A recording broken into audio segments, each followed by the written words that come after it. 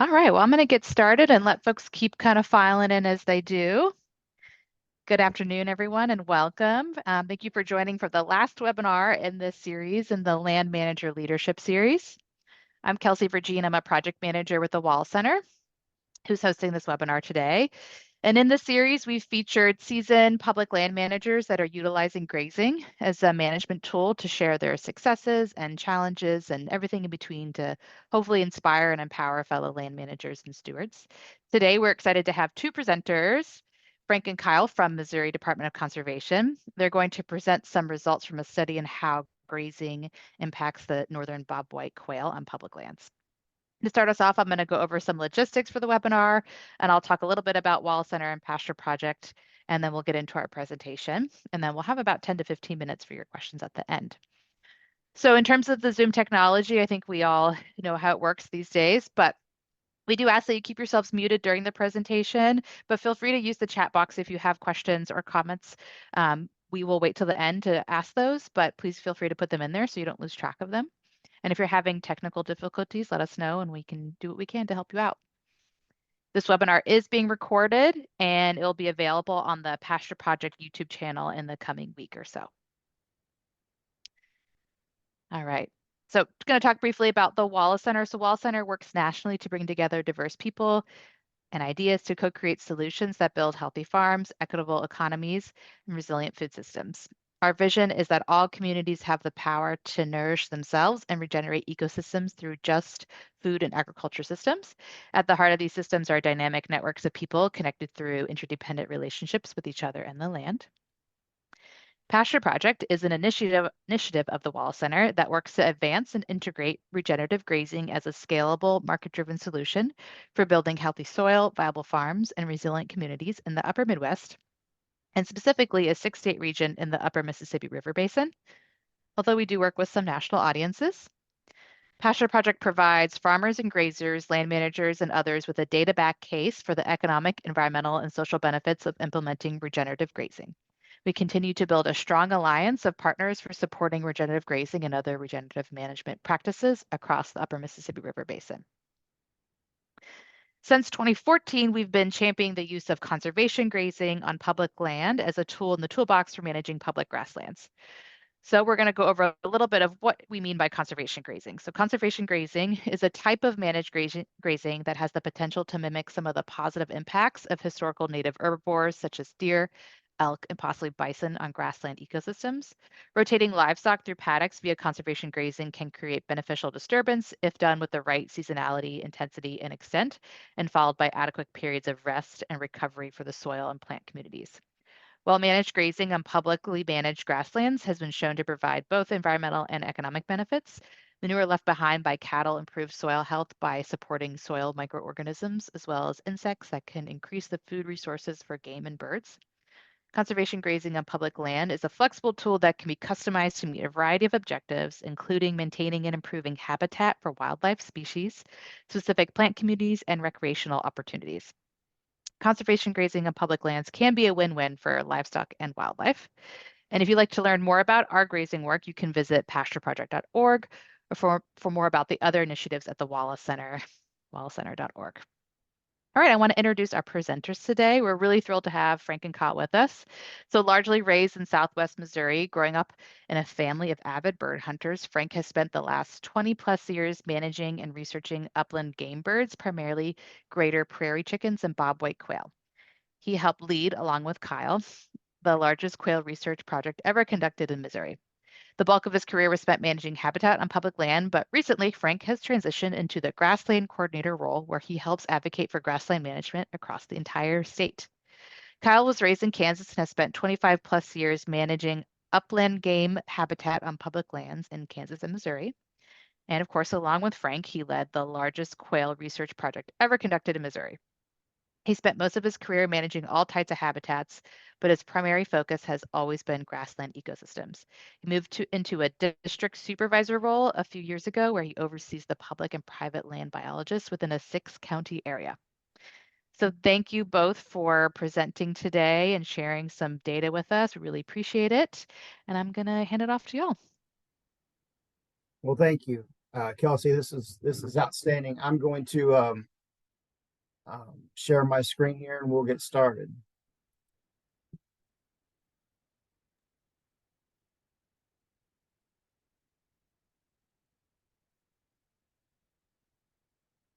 Back. Okay.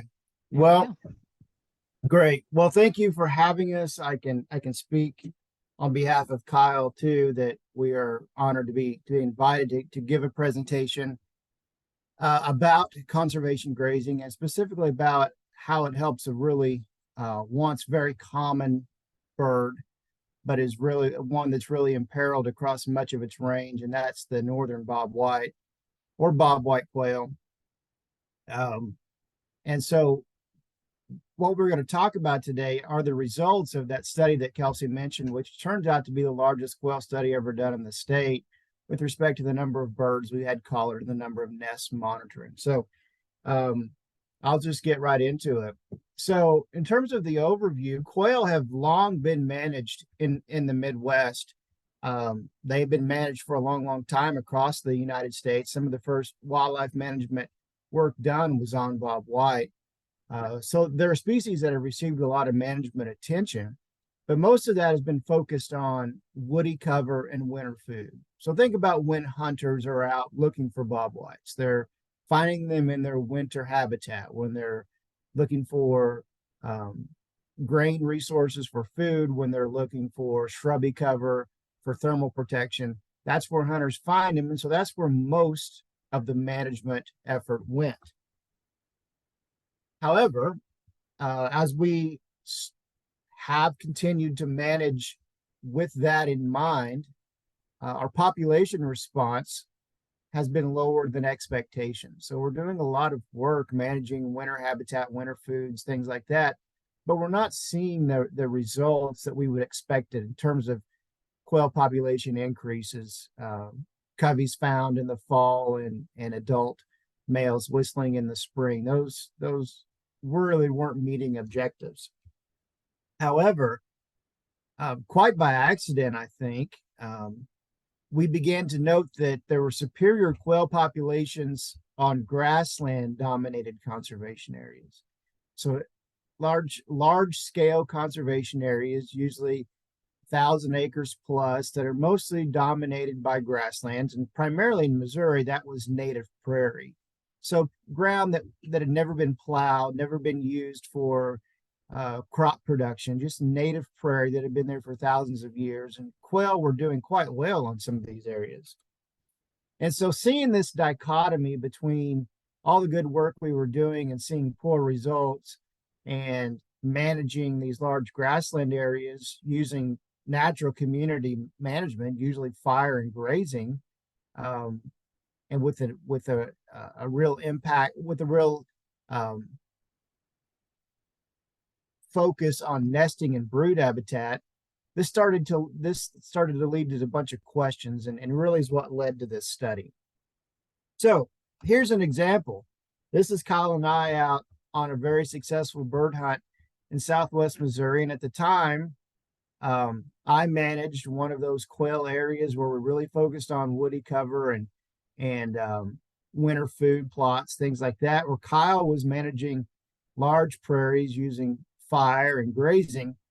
And when we would get together to hunt, we would always hunt Kyle's areas because we knew we would find more birds there. So we're putting a lot of effort and a lot of work in, but when for managing quail, but when we really wanted to be successful in hunting them, we would head to the prairies. And so these hunting expeditions, these times that we got to spend in the field, and then anecdotally, is really what led to these questions that led to the study. So let's take a step back and look at quail populations in Missouri. And if anybody's familiar with bobwhites across the eastern part of the United States, say from Missouri east, this is a very familiar graph.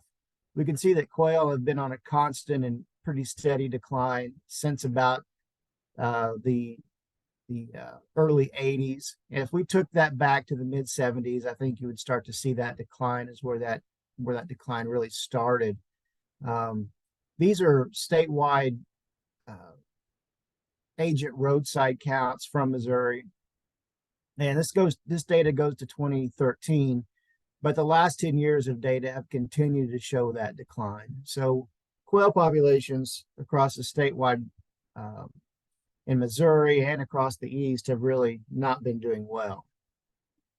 This particular slide shows exactly what we were talking about in terms of the management efforts that we were doing were not leading to the results that we wanted. So you can see that this data goes from 2005 to 2013, and the squares represent the number of coveys heard per survey point. So biologists go out in the fall and they listen for coveys to whistle right at daylight. The coveys whistle kind of as a way to identify where individual coveys are located.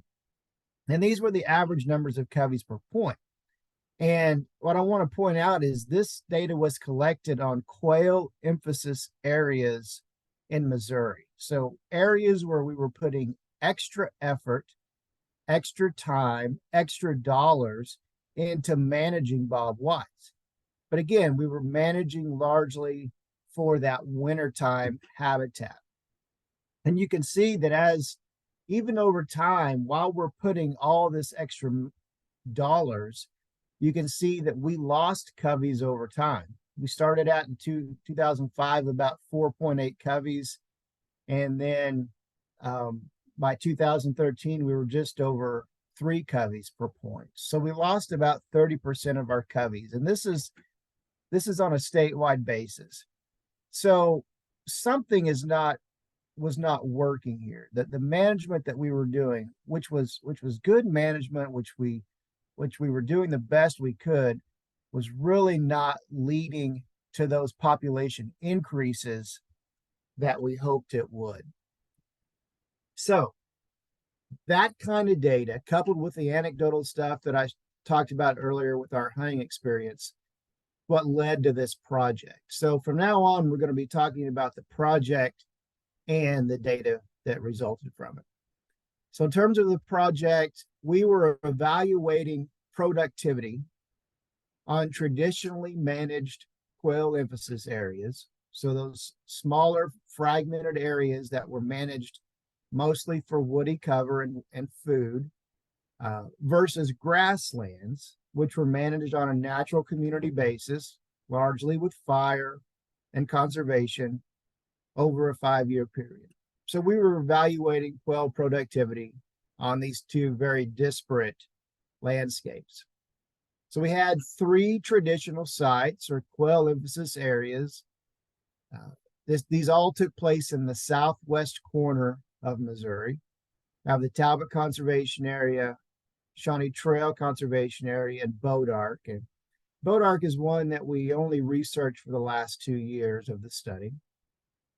And then in terms of the grassland sites, we had the Shelton Prairie, which was only 320 acres. And I'll talk about why that's significant in a moment. Stony Point Prairie, about 1,300 acres, just a little bit less. And then Wakanta Prairie, which is a little over 3,000 acres. So this was added, Wakanta was added during the second year of the study. So we have 4 years of data for Wakanta. And the rest of these sites, besides Bodark, we had 5 years. All right, so here's here's sort of an aerial view of what we were working with. This is a typical quail emphasis area. And what I want to point out is that it's very fragmented. You can see there are strips, and those strips were intended to be food plots. Some of them were native grass strips for quail to nest. Some of them were idle food plots, and they were surrounded by shrubs or a lot of shrubby cover that eventually had turned into tall trees. So this is a typical sort of management, very fragmented, very small scale, and very linear. We were trying to have woody cover separated by nesting cover, separated by brood cover, all kind of very distinct habitat types. And this is largely to mimic the small scale farming that was going on in the 1940s, 50s, and early 60s, right after World War II, where quail populations really exploded. Um, this was in an effort to mimic those small farms with the diversity of plant materials, diversity of forages, and diversity of cover. Uh, However, uh, contrast that with these grassland landscapes that we were talking about. And this is Stony Point Conservation Area. And I want to point out that it's not fragmented. It's a large landscape of native prairie. There's scattered shrubs in there, such as blackberry and gray leaf dogwood and American plum, very few tall trees. And the management done here is primarily natural community management, so prescribed fire and grazing. Whereas on the traditional stuff, we used a lot of food plots and things like that. There are no food plots on these grassland areas. So bobwhites that are living here on the native food that's produced in these landscapes. It's produced by the management as a result of fire and grazing. So that kind of gives you a background of these two different landscapes. In terms of our methods, it was simple. We just trapped bobwhites on these various sites. We trapped them in March and February into very early April, but we trapped them in cage traps with cracked corn and milo. Depending on the weather, they were fairly easy to trap. We put radio collars on these birds, and it was important that we had the same number of birds per site.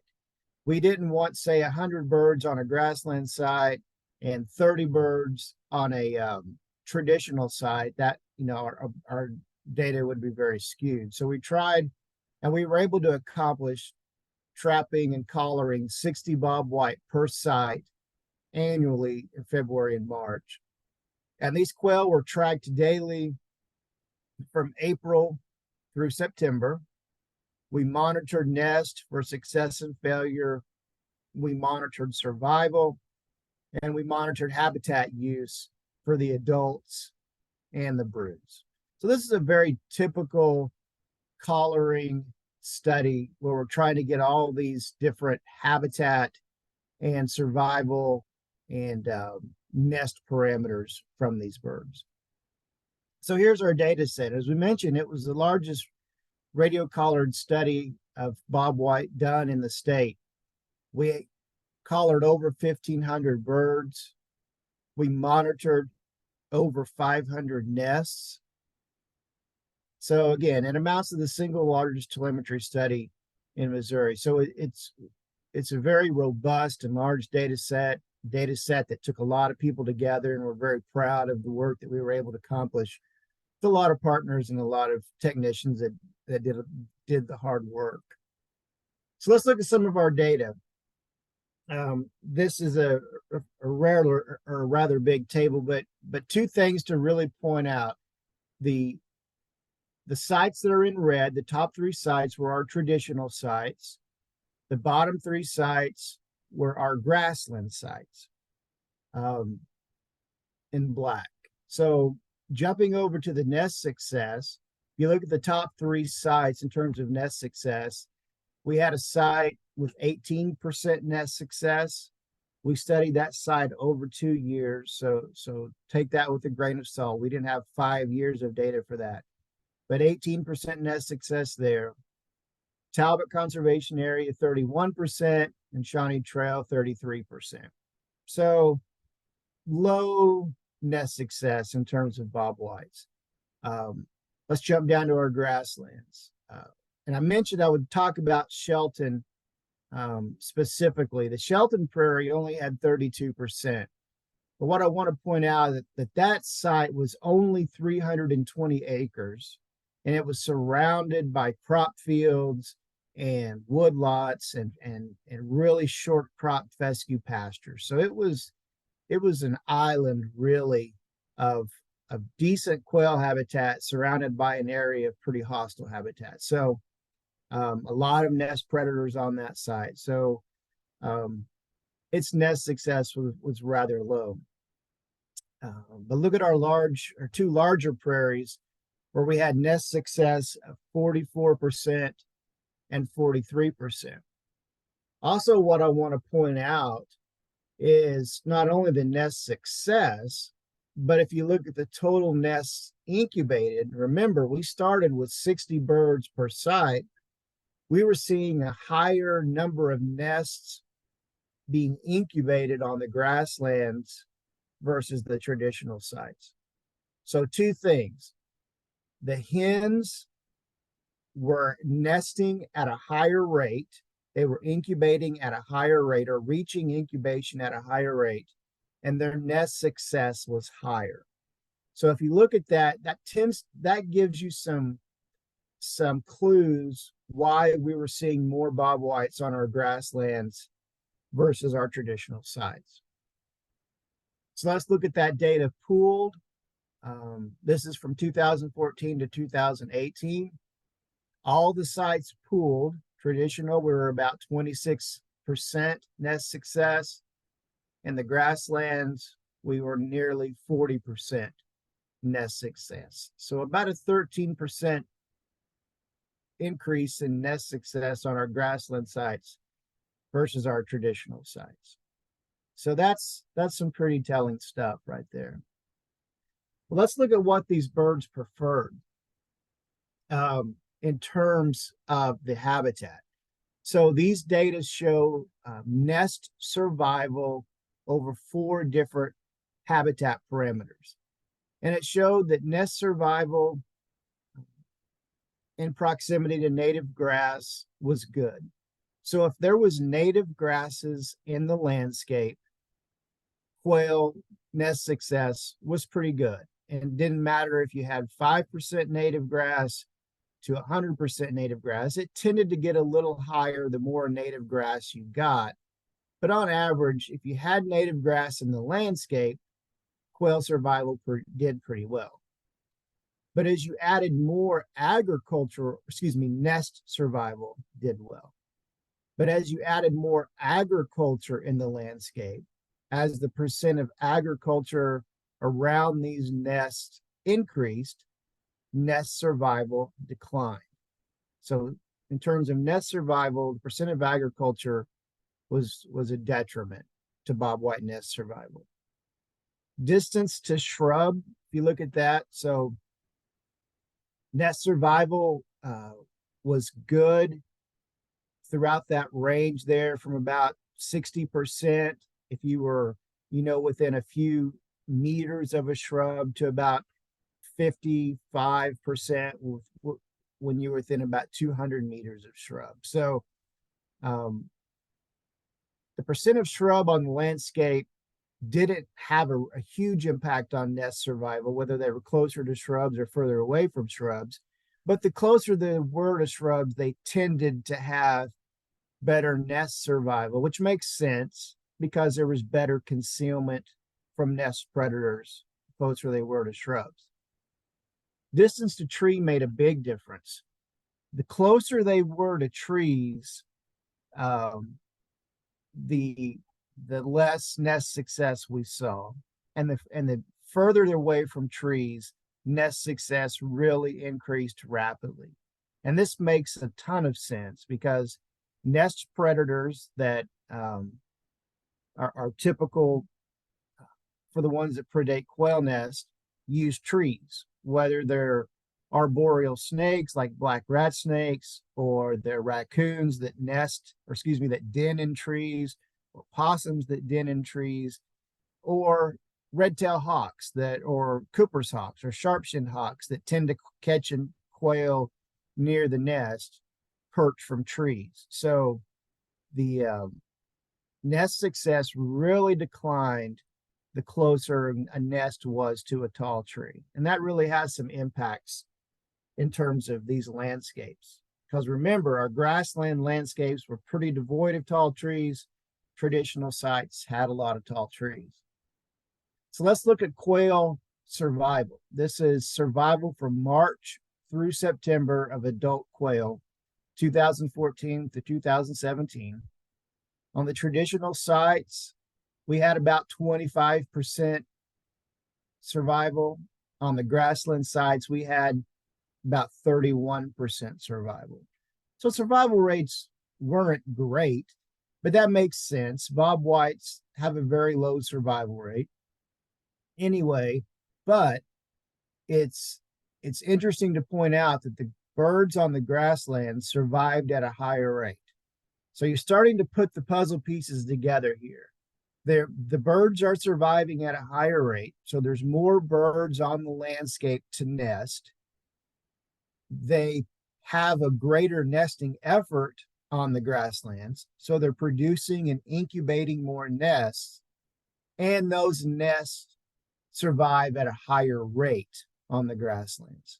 So if you look at these parameters, you can start to see why grasslands are producing more quail than traditional sites. So let's look at that same data that we looked at a minute ago for nest survival. Let's look at it for female breeding season survival. So again, if birds were in native grass, they survived at a pretty constant rate. They survived about a 50% rate during that time period. So native grass was good, and the more native grass you had in the landscape, the better quail survived. Interestingly, females survived at a higher rate where there was agriculture. And if you think about it, it makes sense because we're looking at this throughout the 150 some day nesting season. If there's soybeans or corn and quail are out there in that agriculture, they're pretty well hidden from most predators. So survival was good. Nest survival in these landscapes was really bad, but adult survival was pretty good because they're simply hard to find in a 100-acre soybean field. Quail survived at a higher rate the closer that they were to shrubs, and that makes a lot of sense. The shrubs provide concealment, provides a place to quickly fly into and hide when being pursued by a predator. So the amount of shrubs within the landscape of the quail made a difference in terms of survival. And survival really tanked the closer you got to trees, or it really increased the further you got to trees. If you look at it both ways. So quail that were within a landscape where trees were very close, within about 10 meters, they survived at about 25%, where if they were in a landscape where trees were 600 meters away, they survived at about 70%. So trees had a huge effect on survival rates of adult bobwhite females and had a huge effect on nesting success of these bobwhites. And so at this point, this is just showing the nest survival on these different sites and adult survival on these different sites. So the two sites on the left are Shawnee Trail and Talbot, which are our traditionally managed fragmented sites.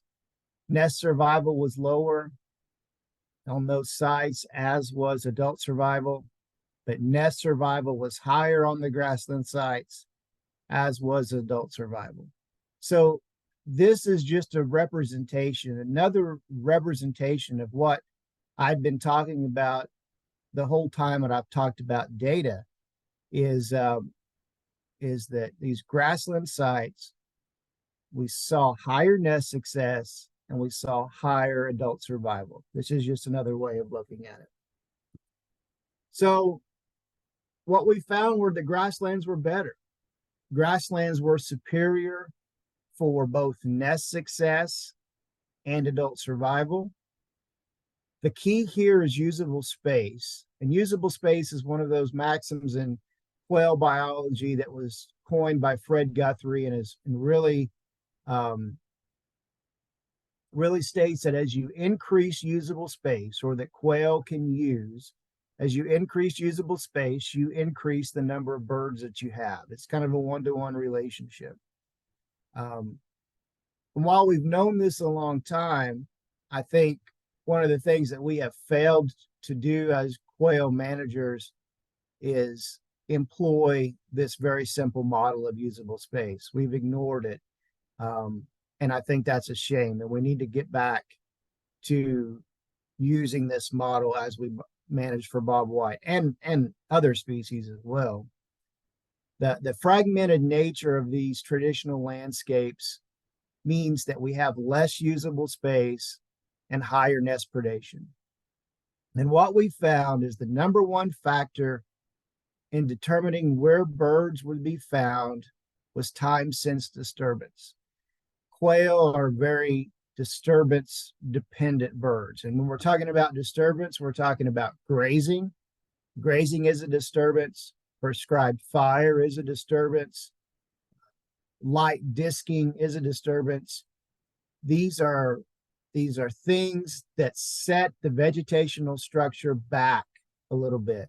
These are things that take succession back to kind of ground zero or close to ground zero and allow a variety of herbaceous plants, weeds, forbs, things like that, that quail really need to survive to really get a foothold. And conservation grazing, as Kyle will now talk about, I talked about the study. Kyle is going to get into the nitty gritty of conservation grazing and why it's so good for bobwhites. But disturbance and conservation grazing was the number one factor to determining where quail would be. And anything beyond 12 months since some kind of disturbance received very minimal use. So frequent disturbance is very, very important to bobwhites. So I'm going to stop sharing and turn it over to Kyle.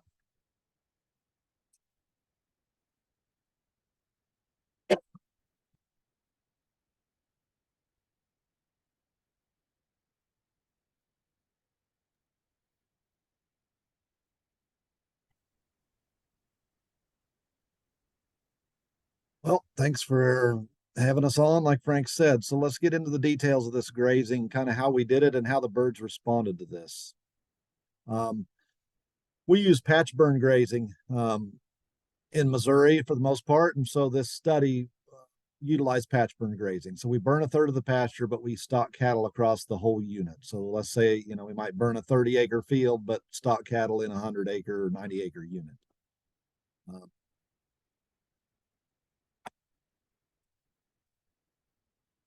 We typically utilize stockers at a rate of about 5 acres per 1,000 pounds of cattle, or 1,000 pounds per 5 acres, however you want to mention it. And we do it, this is all native prairie, like he said, warm season grass dominated landscapes, hundreds of forbs. So we do this during the summer months. And we got to have the cattlemen have to be interested in this, or we're not going to have anybody willing to graze our areas. So we do have some research in the past that shows about a 2-pound a day gain. So cattlemen are interested, especially in Missouri. We have a lot of fescue. That's the time of summer when it's, the summer slump, and fescue gains are really poor. And then, a drought year, they're feeding bales in the summer around here. So this is an opportunity to put on a lot of weight on cattle during the summer off of these prairies. So patch burn grazing looks like this. We maybe, we burn this one part of it, but we stock the whole unit. The cattle tend to graze heavier in that year's burn, but they have access to the whole area and graze a little lighter. The next year we burn a different unit. The cattle shift. So it's this mosaic that happens across the landscape. There's cattle have access to it all. You get trailing throughout it all. Depends on where your ponds are. We get a lot of activity, but you have different levels of grazing. Some areas are grazed fairly short. The burn unit year is fairly short, but there's some units that are pretty lightly grazed that haven't been burned for a couple years. So we'll have Henslow sparrow species that like a lot of duff in those other units. This is a nice representation of conservation grazing and why we like it. Horned larks like short stuff over here. We have a lot of that in Missouri. A lot of the fescue, we're in the fescue belt. So there's plenty of hornlark habitat, stuff that is grazed down to almost nothing. We don't have a lot of this in the middle. And if you look, Northern Bobwhites are down here, you know, towards the bottom. They like this whole gamut. We need a little of everything. So patch burn grazing works out really nice. We have a little bit of the light, which is basically no grazing, or, you know, areas of the state where you have a lot of CRP fields. You would find this really rank grass. You know, that's where bobwhites are going to move for winter cover.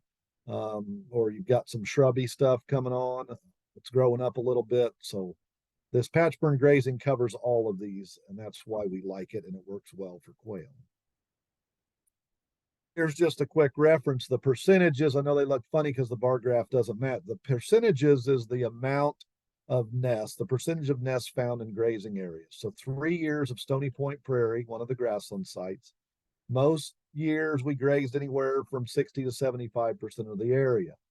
So just showing you that, you know, some years in 2014, it was proportionate. They chose to nest in grazed areas. But in 2015 and 2016, 80% and then 92% of the nests were in grazed areas. They were choosing to nest in grazed areas disproportionately to its availability. And we think that's due to you hatch out and you can raise your brood right there. You don't have to go elsewhere.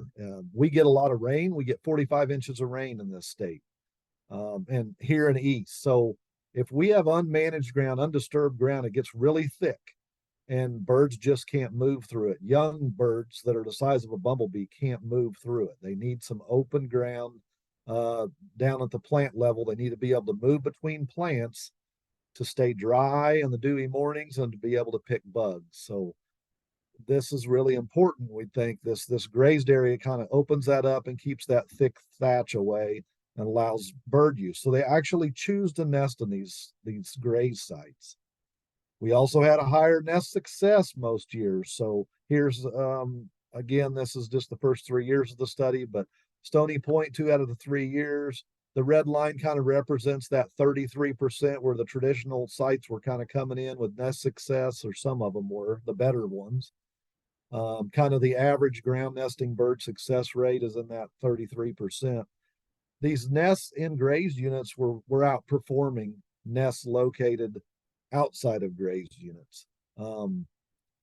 We don't have any data to back this up, but you know, we can provide some theories that without that, with less thatch, there's probably less snakes, there's less rodents. We know rodents were stealing some eggs on occasion. So you have that reduced thatch layer, you probably have a reduction of snakes, rodents, and some of these other things that predate some nests. This is a really neat representation. This is adult birds. So you see a big void up here in the top left. There's almost no dots. There's dots everywhere, and the black boxes represent areas that were grazed. And then these yellow boxes down here on the bottom left represent burn units that year. And quail obviously were happy to use the burn unit, same as they were a grazed unit. But there is a big void up here in the top left. Birds just would not go out there. And that was an idle year. We didn't graze that year. Jump ahead to the next season. We graze that northwest part. There's dots everywhere. Birds happily use that. We rest the southern part, but notice where there are all those dots. I'll go back again. All those dots were in the yellow down below where we burned. 1 year later, the only dots down there are right along the shrubby stuff where the vegetation's a little thinner. They've already abandoned it. A year later, it's too thick after that burn. But we burned north of there, even though we idled the grazing just north of that creek, we burned that yellow polygon and birds are still using it. So that time since disturbance is critical in our rainfall area for quail. And we're getting some of that disturbance with grazing. This is a little look. I'm not going to dwell on this too long, but survival was kind of neutral in idle areas, but it was superior in grazed areas. And anything above 0 is a benefit, and it was even better in burned areas. So disturbance, we know birds readily use burn units and grazed units, both adults and brood. So, you know, someone can make the argument, well, just use fire. You don't need to use cattle for this. The problem is we can't burn the whole area. We don't have enough time anyway, but we can't burn the whole area. We need somewhere to nest. If we burn it all in March or April, we're not going to have anywhere they start nesting in May. So we got to have some area to nest. We have a finite amount of burn days. We already struggle even on a 3-year burn rotation. But when we graze, we get use across the whole unit. Even those lightly grazed areas that haven't been burned a couple of years, there's enough trailing in there. There's enough activity to go into water that we still get quail use. So grazing actually maximizes usable space across the entire area, where fire is only good for about that 12-month period. We love fire. We're not knocking fire. And we use both fire and grazing in a combination. So the reality is grasslands are superior for producing quail. I mean, we have a giant data set that backs it up every year than traditionally managed sites. These grasslands are flat out good stuff. Grazed areas are definitely preferentially selected by adults and broods. We have a monster data set backing that up, and I just gave you a few visual representations. We argue that not only can grazing and quail production coexist, that conservation appears necessary to increase overall quail numbers in grassland systems. We would argue without grazing in a grassland system, you'll never maximize quail. If you truly want to maximize quail, both fire and grazing need to be a part of the management scheme.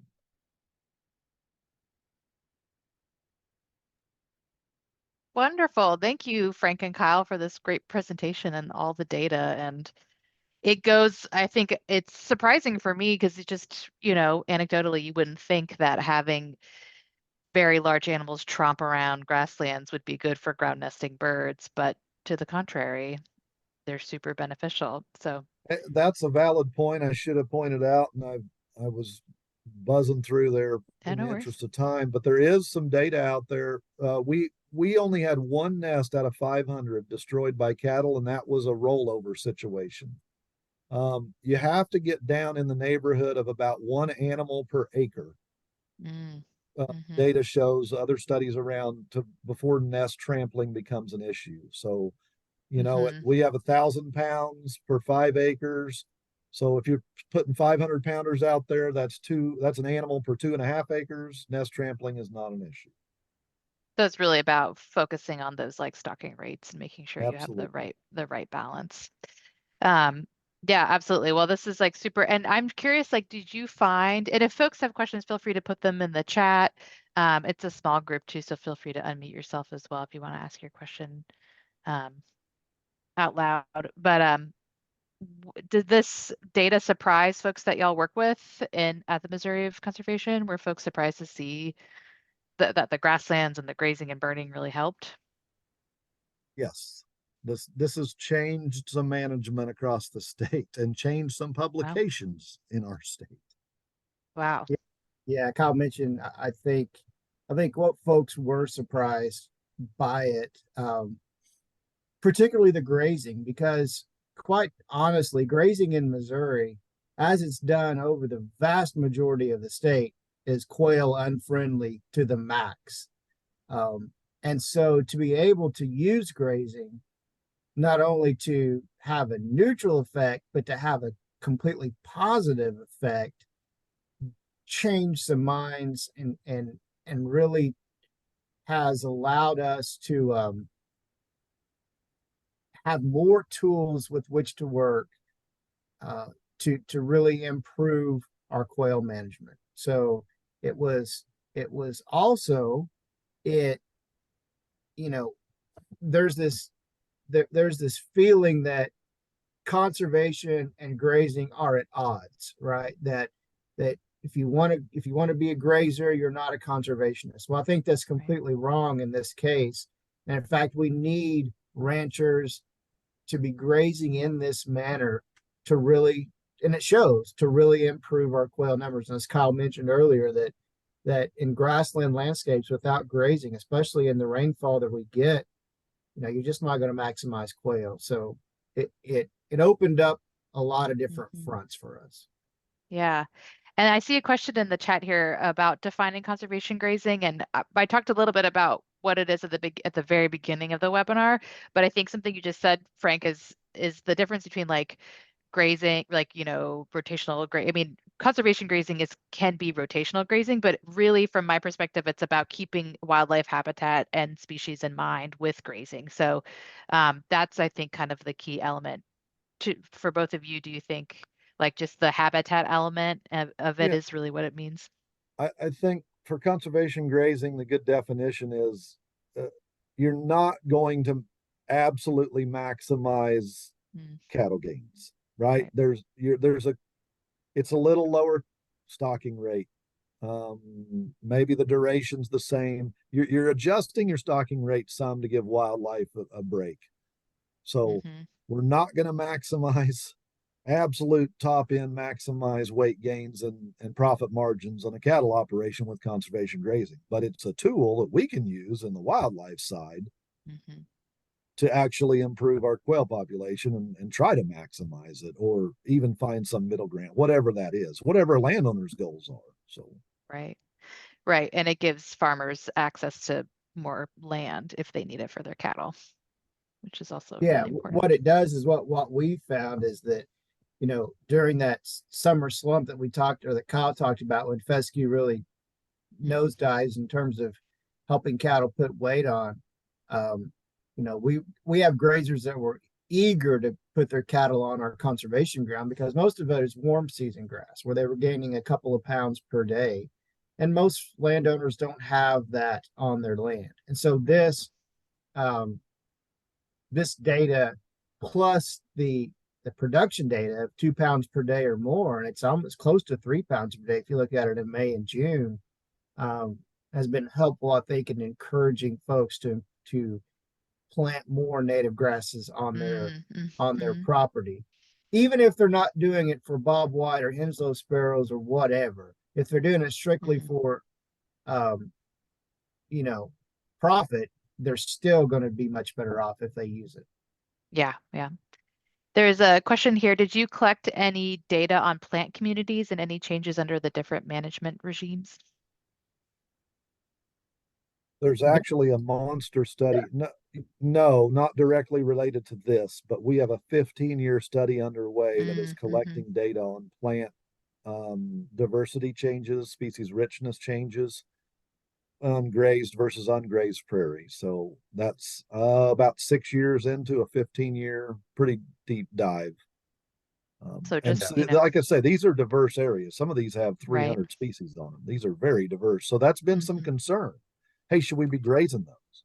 On the Mm-hmm. flip side, we've grazed some areas that were plantings that were very low diversity plantings that were just big blue, little blue, Indian grass, and a handful of forbs, literally maybe a 30 species plantings we've grazed and had superior quail use in those because we reduced that rankness of them by grazing them. Mm-hmm. So it doesn't have to be native remnant stuff from 10,000 years ago, is my point. Right. yeah, So just wait another 7 years and we'll have a big study for you on the. yeah. And so there's white papers and publications that will come out of this study. There's some smaller plant diversity studies that have sort of piloted this work, but this was a really big one. And yeah, there's going to be interim reports and things like that. But the department has put a lot of effort into trying to look at um, plant responses to grazing on native prairies. And so that data will be coming, Awesome. definitely. And another great question is, in your study, did you at what point that with the plant or grass height did you stop grazing, or were the cattle kind of allowed to graze to the ground, or did you have a height you were looking for? That No, kind of go ahead, Kyle. You graze we, your stuff. no, with patch burn grazing, the pyrrhic herbivory, they spend about 2/3 of their time in the burn unit, and so about 1/3 of their time in the unburned areas, which is 2/3 of the unit. So no, we don't. It's when people think about grass height and pulling them off, that's a paddock situation where it's Hmm. very homogeneous grazing. This I'm talking about, you might find a spot that's 20, 100 square feet that's grazed down to a pool table, in the burn unit, and literally you take 10 steps out of that and there's some stuff that's knee high. It's a extreme mosaic. They have Mm-hmm. access to just whatever tastes good to them any given moment. So Gotcha. no, it wouldn't even work that way to measure grass height because it's so heterogeneous across the landscape. Mm-hmm. And that's what's so cool about it for quail and other songbirds, quail and songbirds, I should say, is that it provides grass heights and density across a pasture that vary from one end to the other. So you've got very, very short crop stuff that benefits grasshopper sparrows and horned larks.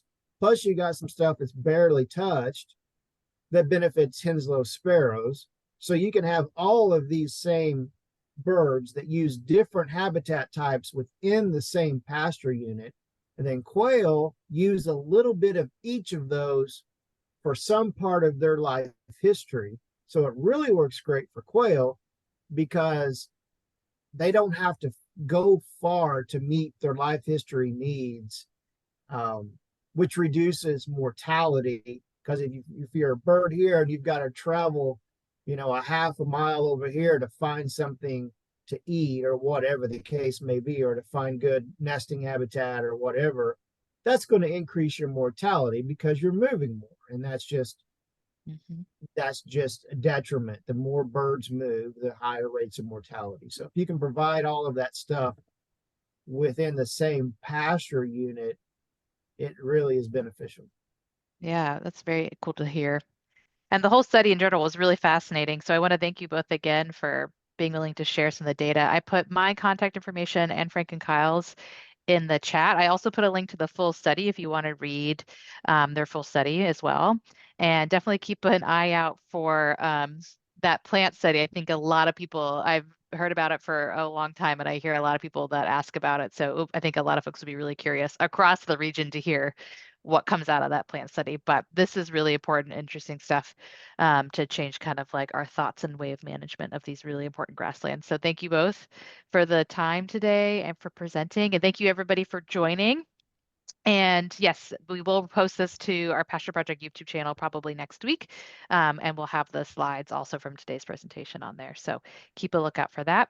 But I thank you all for spending some time with us today. This was the last webinar in this series, and the other ones are up on the YouTube channel now. So if you missed those, go back and watch those as well. So thank you, everyone. Have a great rest of your day.